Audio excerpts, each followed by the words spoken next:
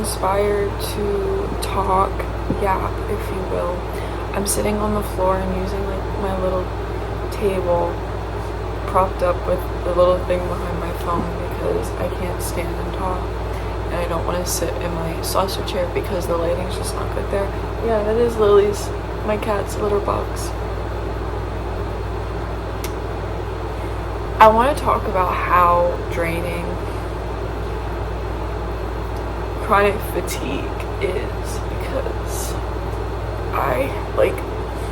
and yeah, I am gonna cry because the struggle is real. For those of you that do not know, I have long COVID. I do plan on making a video like kind of going through my entire like long COVID journey and like talking about that, because I think it's important to spread awareness and to show like why I'm so passionate about people still caring about COVID and wearing a mask and that sort of thing. Long COVID and like the fibromyalgia that came with it,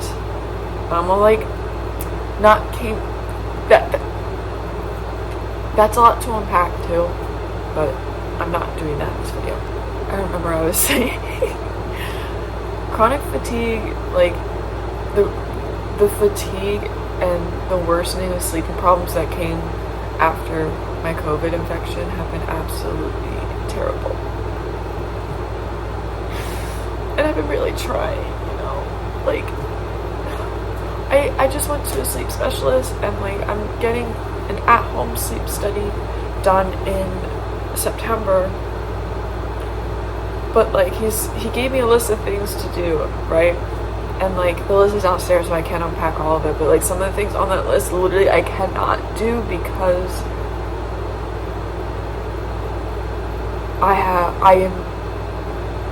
I'm disabled, like physically disabled. So some of the things that were like he told me like you need to go on walks 3 times a day.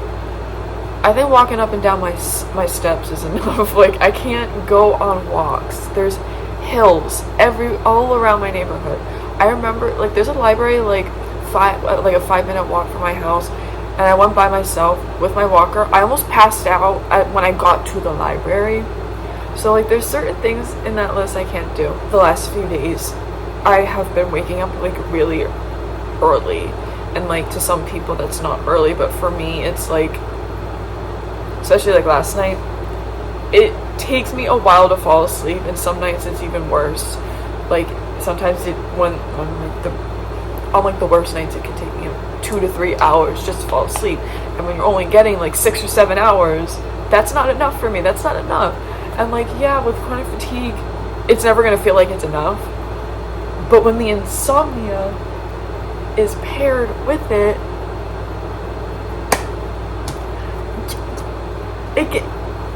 what do I do, you know? Like, and my body just feels so exhausted all the time.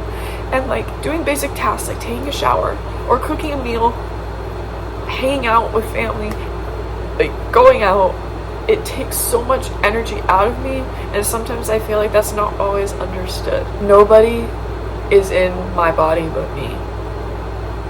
So I know what these things feel like. I know what I'm physically capable and incapable of. It's not like, oh, don't call yourself disabled, like you're not disabled, it's fine. No, that's an accurate description to my current situation. And the fatigue and sleep has been making my problems worse, because the doctors always say you need to sleep well and your pain might get better.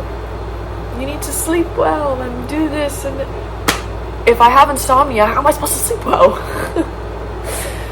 Like, even just doing this video, first of all, it took me a while to fall asleep last night. And then I wake up during the night a lot. And I have a sleep journal, and last night I woke up 3 times. And then I woke up between like 8:30, 8:50. And I try to get in bed around 11, okay? If it takes me about an hour to 2 hours to fall asleep, like, that's not enough sleep. And my doctor, like, my sleep doctor, he was like, well, you shouldn't stay in your bed for more than 8 hours. I have chronic fatigue, okay? And chronic pain. Sometimes I literally physically cannot get out of bed, and sitting somewhere else doesn't help anything. Like, it's hard because, like, some of the sleep hygiene, like, suggestions made by doctors or even influencers feel very much like for non-disabled people. Yes, some disabled people can probably do these things, but for me, it just doesn't work. Melatonin doesn't work. I've tried it, and I'm not allowed to take more than 5 milligrams according to my doctor, my primary doctor. My medication doesn't work. My current medication, I'm on gabapentin, amitriptyline, none of that works. Over-the-counter stuff doesn't work. Like, and it just, the last few mornings I've literally been crying because I feel so exhausted all the time, and I have to pull energy out of thin air just to do things. Like, I have to put my laundry away that I did last week, and I haven't had the energy to do it, and it's just hard. The reason I can't do a lot is because I'm in pain, and it's not just like, oh, you're a little EP, just go take a nap, you'll feel better. Naps, first of all, I can't really nap because it can take me so long just to fall asleep. So I would have to carve out at least 4 hours in my day to try to nap. To try. It may not even work. And it does not make me feel well rested, because I have chronic fatigue. It's not just like, oh, you had a bad night's rest, just take that's the thing. Like, I feel like people don't understand that, like, chronic fatigue doesn't go away just with taking a nap or trying to go to bed earlier or getting off your phone sooner at night. That's not what it is. And it's incredibly frustrating because, like, in my brain, because I obsess over it and, like, feeling like I constantly have to explain why I can't do something, or why I need my wheelchair or my walker, because for certain events I would need my wheelchair and I wouldn't be able to push myself because I would get too tired. And so it's just exhausting because, like, I went from not needing certain accommodations, making accommodations for myself, to this thing, like, changing my entire life. And I will make a video kind of talking about my long COVID story as a whole, but I have a chronic sore throat, so I don't want to yap too long because I'm going to drink Theracote tea, whatever. It's just, I'm really trying my best to be, like, there's just sometimes where I can't be optimistic. I've been trying to meditate every day. I meditate at night when I get in bed, and then I meditate in the morning. There's some days there was one day I skipped because I had a friend over, but other than that, I did like a 5-minute one that day. But, like, I've been trying because I have a busy mind, but, like, some of the meditations, even, like, some of the things they say just don't, it's so hard to resonate because it's like, no, I don't always feel completely relaxed in my body because my body's, it feels like there's an anchor tied to my body and it's just dragging me. Like, that's what chronic fatigue feels. It feels literally like someone put rocks inside of your skin, like heavy boulders inside of your skin, and you have to walk with them. Or you're carrying a heavy suitcase. That's what it feels like. If you don't have chronic fatigue, great. But, like, I am asking you to try to be, like, patient and mindful with the people in your life who do experience chronic fatigue, because it can be very debilitating. Of course, everyone's different, everyone's body is different, everyone experiences things different. Some people may have chronic fatigue, but it's not as bad. Or some people, their chronic fatigue literally has them bedridden all the time. And that's their experience. For me, some days I literally can't do anything. And sometimes I literally have to overexert myself, and then I feel even more like shit than I already do. So, I don't know, I felt inspired because I was watching some YouTube videos and like, I don't know, I have this urge to create, but like I'm not like, you know, artsy like that. I'm not like, I can't paint, I can't draw. I mean, yeah, I could do those things. I like coloring, but I don't know how to like shade or anything. I just color like flat colors, but it's just hard when I feel so exhausted and my sleep is not helping.